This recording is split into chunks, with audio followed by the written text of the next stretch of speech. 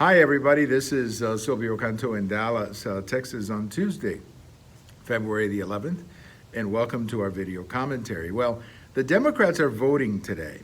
They're voting in New Hampshire. Well, the Republicans are voting too, but of course there's no real contest there. And we'll see what happens. This is the first primary.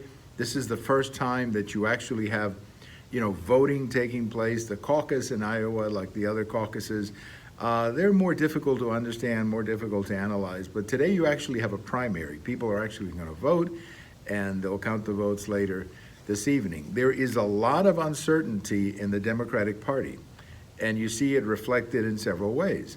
Number one, you have a lot of people worrying about the fact that none of their candidates can defeat President Trump.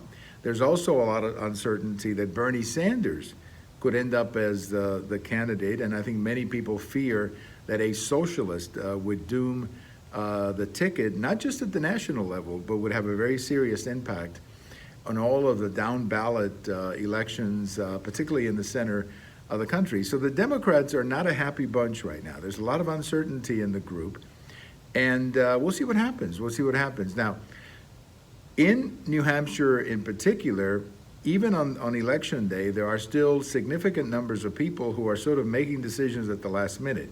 Which way they go, I don't know.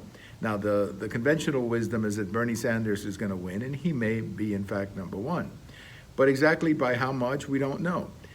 It could be more, it could be less. We won't know until the votes are counted. I think the real mystery is who comes in at number 2 and who comes in at number 3. That is really, I think, the mystery. Vice President Biden is apparently way down. He's already left the state. He's not even going to be around tonight when they count the votes. So my sense is that they feel that they're not going to do well in New Hampshire. But I think there's a lot of question about who will win and who comes in number 2 and number 3. And then there's the Mike Bloomberg factor. That factor won't really show up until Super Tuesday when his name is actually on the ballot. So we'll see how it goes. We'll see how it goes. But there's clearly uncertainty in the Democrat Party that none of these people can beat Trump.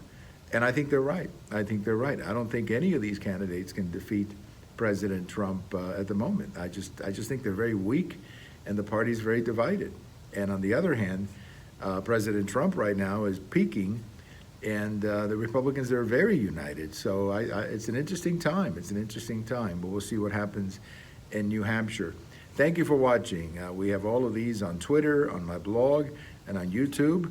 And if today is your birthday, happy birthday. Bye-bye.